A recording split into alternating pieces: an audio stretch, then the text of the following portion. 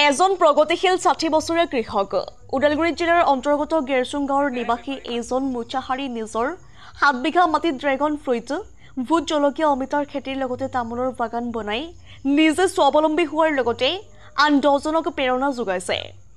এই সন্দৰ্ভত জানোৱা হওক তেওঁৰ মুখৰ পৰা কিছু কথা। টংলাৰ পৰা অনুপ বড়োৰ ৰিপৰ্ট, নিউজ 24 অসম। কি কৰিব যি লাগে ধাৰণাটো মনত কেতিয়াৰ পৰা আহিল, কেনেকৈ আহিল?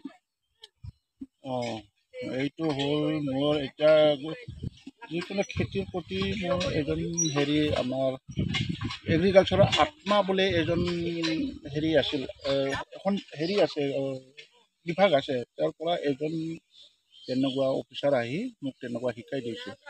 সি শিকাৰ লগে লগে সি নিজেও থাকি মোৰ লগত সহায় কৰি পেলাই মোক তেনেকুৱা মানে খেতিত ইণ্টাৰেষ্ট লাগিল মোৰ। এতিয়া কি খেতি কৰি আছে আপুনি?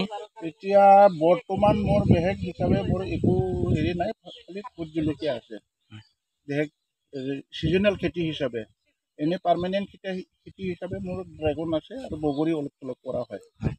বছৰত আপোনাৰ ইনকাম কিমান হয়?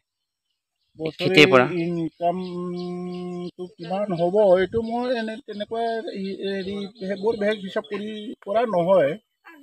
এনে হয় চলাৰ কাৰণে এনেই টাপটুপকৈ বছৰত ইমান বুলি লাখৰ ওচৰ হয়নে? ইমানটো আহিব। এতিয়া মই আশা কৰি থৈছোঁ, এতিয়া মোৰ ইয়াত আধা বিঘা ভোট জলকীয়া আছে, তাতে মই 1,20 মান আশা কৰি থৈছোঁ। 1,20 মান আশা কৰি থৈছোঁ। কিমান বছৰ হ'ল আপুনি খেতি কৰা এইটো? এই ভোট জলকীয়া কৰা মোৰ 4 বছৰ হ'ল। আৰু ড্ৰেগন খেতি কৰা? ড্ৰেগনটো হ'ল এনে 5 বছৰ মান হ'ল। 5 বছৰ। অলপ অলপকৈ এতিয়া এইবাৰ অলপ বেছিকৈ বঢ়া হ'ল। আৰু কিবা প্লেনিং কৰিছে নেকি নতুন বেলেগ? নতুন তেনেকুৱা নহয়, মই এটা এই খেতি হিচাপে মই এই কিবা চকো বুলি এটা চকলেট যি বনাই নহয়, এইটো এতিয়া যাই যোগাৰ কৰি আছোঁ। চকো